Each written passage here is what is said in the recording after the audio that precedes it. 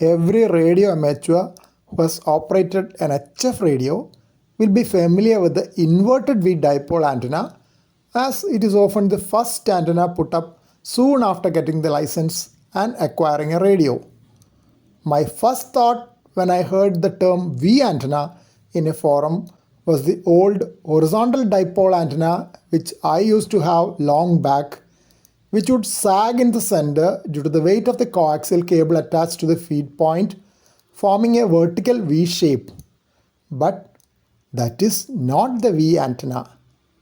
V antenna is a variant of long wire antenna used for HF in the range of 3 to 30 MHz with two long wires arranged horizontally in a V shape and fed from the apex of the V. Each limb of the V is fed a signal which is 180 degrees out of phase to the other.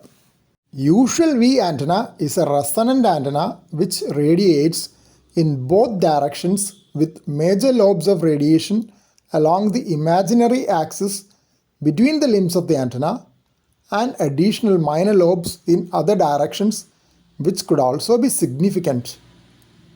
Typically, it has double the gain of a single long wire antenna.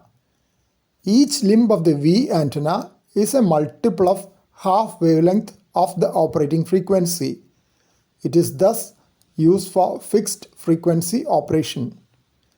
Impedance of a V antenna is about 800 ohms and is fed by a balanced line. Though the construction is simple, gain is high and cost is low, space needed is high and standing waves are formed. V antenna can also be made into a non-resonant antenna either by terminating each ends with a resistor to the ground or connecting the ends together with a single resistor. Value of the terminating resistor will be equal to the characteristic impedance of the leg of the antenna. When a single resistor is used across the limbs without grounding, it will have double the value.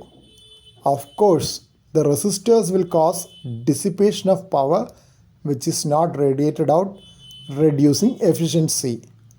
A terminated V antenna has a unidirectional radiation pattern, while the resonant non-terminated V antenna has a bidirectional radiation pattern. Gain of the V antenna depends on the number of wavelengths of the limbs. If an 8 lambda antenna is constructed, it can have a gain of 12 decibels. But you can imagine the space needed to make an 8 lambda antenna for 40 meter, quite impractical for an average radio amateur.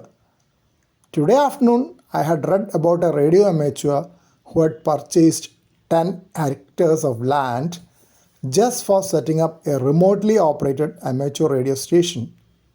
Maybe that station can have an 8 lambda V antenna for 40 meter, though I have not tried calculating the actual space needed. Angle of the V is also dependent on the length. The angle increases from 36 degrees for a 2 lambda antenna to 72 degrees for an 8 lambda antenna, thereby increasing the demand for space.